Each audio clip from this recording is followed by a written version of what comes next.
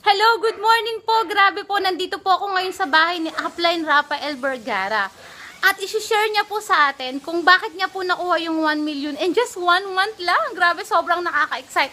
Ito po yung kanyang sports car. Yan. Grabe, pasok po tayo. Hi! Hi po, Upsi! Good morning! Hello! Ayan, grabe po. Ito na po si Upline Rafael Vergara para po i-share niya sa atin kung paano niyo po ginagawa yung business. Grabe. Hi, good morning po. Unang-una, bibigay ko sa inyong tip, kinakailangan pag gagawin nyo yung AIM Global is multiple account po kayo. At least 3 heads or 7 heads, pinaka-the best po. Bakit po? Kasi pag naka-multiple account tayo, yung income natin mas nadadagdagan, mas lumalaki yung potential na pwede natin kitain dito. Gaya ko po, ako po isang konduktor ng jeep na sumubok din mag-AIM Global. Ang maganda niyan sa awa ng Diyos, dito po ako naging very successful sa buhay. Isang dating konduktor ng jeep, ngayon po may 4 na sasakyan.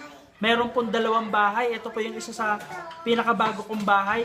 Plus, ang pinakamaganda na nangyari sa akin dito sa AIM Global is ngayon po, is tumecheque na ako ng mahigit 1 million pesos. Di ba? So, sobrang nakaka-excite isang dating konduktor ng jeep ngayon kumikita ng milyon dahil sa AIM Global. Kaya kung ako po sa inyo, wag na kayong matakot sumubok. Okay? Sa AIM Global, wala nang dapat patunayan. Sobrang dami nang naging successful dito. Sobrang dami nang yumaman. Kayo na lang po yung hinihintay namin. Okay? Welcome po kayo lahat sa AIM Global and more power. God bless.